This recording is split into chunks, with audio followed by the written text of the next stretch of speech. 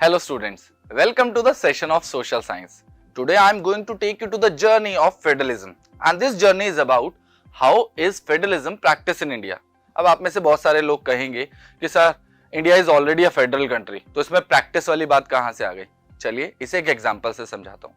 Let's suppose आप पूरा India घूमना चाहते हैं और उसके लिए आप एक रोड ट्रिप प्लान करते हैं। अब इस रोड ट्रिप के दौरान बहुत बार ऐसे एस्पेक्ट आएंगे जो आपके ट्रिप को अफेक्ट करेंगे। अब ये एस्पेक्ट या ये टॉपिक नेशनल गवर्नमेंट से भी रिलेटेड हो सकते हैं या फिर स्टेट गवर्नमेंट से रिलेटेड हो सकते हैं। आपको सोचना ये है कि कौन से टॉपिक है जो आपकी जर्नी को इंपैक्ट करेंगे। आप में से बहुत सारे लोग जल्दी से बोलेंगे sir national highway, toll tax तो हम देते ही हैं। तो नेशनल हाईवे नेशनल गवर्नमेंट का एक पार्ट है, ये यूनियन लिस्ट में आता है और इसका पूरा जुरिडिक्शन यूनियन गवर्नमेंट के पास होता है। इसके अलावा आप किसी भी स्टेट में घूमने जाते हैं, उस स्टेट में घूमेंगे, फिरेंगे, खाएंगे, पिएंगे और बहुत सारी शॉपिंग करेंगे, तो ये सब ट्रेड एंड कॉमर्स में आता है जो स्टेट लिस्ट का एक सब्जेक्ट है और इसमें पूरा जुरिडिक्शन स्टेट गवर्नमेंट के पास आता है। तो आपको यहां से क्या पता चला, ये आपको फेडरलिज्म का एक स्ट्रक्चर बताता है, पर ये एक सक्सेसफुल फेडरलिज्म के बारे में नहीं बताता। तो यहीं से क्वेश्चन अराइज होता है, federalism versus a successful federalism. इसे थोड़ा अच्छे तरीके से समझाता हूं।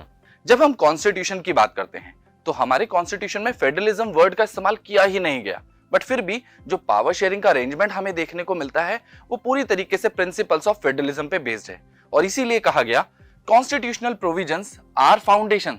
ये कॉन्स्टिट्यूशन में होने की वजह से फेडरलिज्म को रखता है बट एक सक्सेसफुल फेडरलिज्म की गारंटी नहीं देता। ये ठीक उसी तरीके से है जैसे मान लेते हैं मैंने एमबीबीएस की पढ़ाई पूरी कर ली पर मैंने उसे कभी प्रैक्टिस ही नहीं करा, तो क्या मैं एक अच्छा डॉक्टर बन पाऊंगा? जरा सोच के देखिए।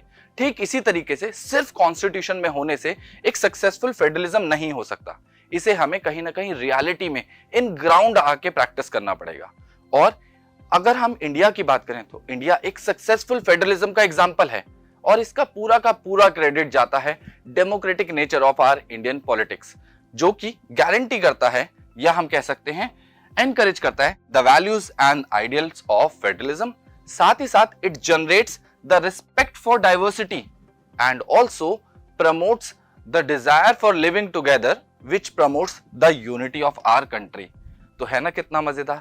अब इसे समझते हैं, क्योंकि इंडिया में स्ट्रक्चर तो बन गया बट इसे प्रैक्टिस कैसे किया जाए, और इसकी प्रैक्टिस की बात करते हैं। और इस प्रैक्टिस का सबसे पहला टेस्ट आता है with the creation of linguistic state.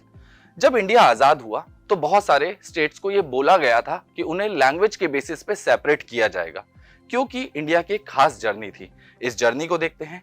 जब इंडिया आजाद हुआ तो उसका पॉलिटिकल मैप आज के पॉलिटिकल मैप से बहुत अलग था। वो कुछ ऐसा दिखता था जिसमें आपको प्रोविंसेस दिखेंगे और इसके अलावा बहुत सारे प्रिंसली स्टेट आपको दिखेंगे। अब यहाँ पर 565 रियासतें भी थी जिन्हें इंडिया में जोड़ना था, इंडियन यूनियन बनाना था। तो ऐसे में बहुत सारी चीजें बदली गई और यहाँ पर शुरू हो जाता है एवोल्यूशन ऑफ स्टेट, जिसमें बहुत सारे स्टेट बदल गए, पुराने स्टेट वैनिश हो गए और बहुत सारे नए स्टेट क्रिएट किए जाते हैं। बहुत सारी टेरिटरीज चेंज हो जाती हैं, इनफैक्ट बहुत सारे नाम भी बदल दिए गए, जैसे मद्रास हो जाता है चेन्नई, बंबई हो जाता है मुंबई, कलकत्ता जो कि आज हम कोलकाता बोलते हैं। इसके बाद हम बात करते हैं रीड्राइंग का। अब यहाँ पर बहुत सारे नए नए स्टेट्स क्रिएट किए जाने थे क्योंकि लोगों को प्रॉमिस किया गया था, और ये इसलिए किया गया था ताकि सेम लैंग्वेज के लोग सेम जगह पर रह सके। इससे हमारा एडमिनिस्ट्रेशन बहुत ज्यादा इफेक्टिव होता और बहुत आसान हो जाता लोगों के लिए अपने क्षेत्र में काम करना। अब हुआ क्या? हुआ ये लैंग्वेज के अलावा भी और स्टेट बने और बनाए गए, जैसे नागालैंड, उत्तराखंड और झारखंड। इन सब का जो क्रिएशन किया गया वो किया गया था कल्चर, एथनिसिटी और ज्योग्राफी के बेसिस पे। नॉर्थ ईस्ट के तो ज्यादातर स्टेट कल्चर और ज्योग्राफी के बेसिस पे ही बने हैं। तो ऐसे में बहुत सारी चीजें होनी थी, पर क्या ये चीजें हो पाई? नहीं। यहां पर एक फियर पैदा होता है, ये था डिसइंटीग्रेशन का। क्योंकि आपको याद होगा जब इंडिया इंडिपेंडेंस गेन करता है तो उस वक्त रिलीजन के बेसिस पे इंडिया का पार्टीशन हो जाता है। इंडिया और पाकिस्तान अलग होते हैं, हजारों लोग मारे जाते हैं, दोनों ही तरफ लोगों की आपस में हिंसा भड़क जाती है और साथ ही साथ एक दूसरे को लेके हेट्रेट की फीलिंग डेवलप होती है।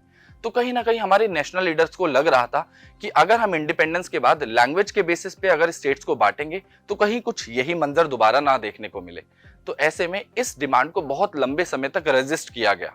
बहुत सारे लीडर्स इस डिमांड से बचते हुए घूम रहे थे और इस डिमांड को लगातार रेजिस्ट किया जा रहा था। अब इसके बाद क्या? इसके बाद आता है कहानी में एक मजेदार ट्विस्ट। साउथ में लिंग्विस्टिक स्टेट की डिमांड लगातार बढ़ने लगी और ऐसे में सबसे प्रोमिनेंट फिगर आते हैं पोती सिरामल्लू। ये इस डिमांड को और तेजी दे देते हैं। ये गांधी जी को बहुत ज्यादा फॉलो करते थे और फ्रीडम स्ट्रगल के दौरान काफी एक्टिव मेंबर भी थे। अब ऐसे में ये जिम्मा उठाते हैं तेलुगु स्पीकिंग पीपल के लिए। ये एक अनशन रखते हैं जो कि इनडेफिनिट टाइम के लिए होता है, क्योंकि मद्रास प्रेसिडेंसी में तेलुगु स्पीकिंग पॉपुलेशन के साथ काफी भेदभाव हो रही थी और इन्होंने कोशिश की कि अलग एक सेपरेट स्टेट बनाया जाए। अब इनका जो अनशन है वो शुरू होता है 19 अक्टूबर 1952 के दिन। अब इसके बाद 56वें दिन तक आते आते इनकी हेल्थ बहुत ज्यादा खराब हो जाती है और ये कोमा में चले जाते हैं। 58th डे इनकी डेथ हो जाती है। ये जो अनशन था धीरे धीरे एक मूवमेंट बन जाता है। बहुत सारे लोग इनके साथ जुड़ने लग जाते हैं और ये मूवमेंट धीरे धीरे वायलेंट हो जाता है इनकी डेथ के बाद। तो ये सिचुएशन और ज्यादा खराब हो जाती है। ऐसे में नेशनल लीडर्स को इनके आगे झुकना पड़ा और फाइनली ये डिमांड को एक्सेप्ट किया गया। इसी तरीके से आंध्र प्रदेश सबसे पहला स्टेट बना जो लिंग्विस्टिक बेसिस पर क्रिएट किया गया था। अब इसके बाद हुआ ये कि ये एक अच्छा मॉडल सामने आया। भारत सरकार खुद हैरान थी, क्योंकि जो उन्हें डर था कि कहीं ना कहीं लोग बढ़ जाएंगे, हिंसा होगी, ऐसा कुछ नहीं हुआ, बल्कि यहां से हमारी डेमोक्रेसी और ज्यादा मजबूत हो गई। लोगों का विश्वास डेमोक्रेसी में बढ़ा, क्योंकि इस तरीके से जो स्टेट्स का गठन किया गया वहां पर स्टेट बहुत स्मूथली काम कर पाए और अपने मॉडल को बहुत अच्छे से चला भी पाए। तो ये कितनी मजेदार स्टोरी है। अब आपके लिए एक छोटा सा टास्क है। टास्क ये है कि आपको सोचना है स्टेट रीऑर्गेनाइजेशन कमीशन और एक्ट कब पास हुआ था और इसके तहत कौन कौन से स्टेट बनाए गए। उन सभी स्टेट के पीछे एक मजेदार कहानी है। जरा कोशिश कीजिएगा उन्हें लाइव एग्जाम्पल के साथ आप लेकर आएं, उनके पीछे की केस स्टडी को भी आप देखें। इससे आप अपने भारत को और ज्यादा डिटेल में जानेंगे। अब मैं मिलता हूं आपसे दूसरे एक ऐसे ही इंफॉर्मेटिव सेशन में। Till then keep learning and keep smiling.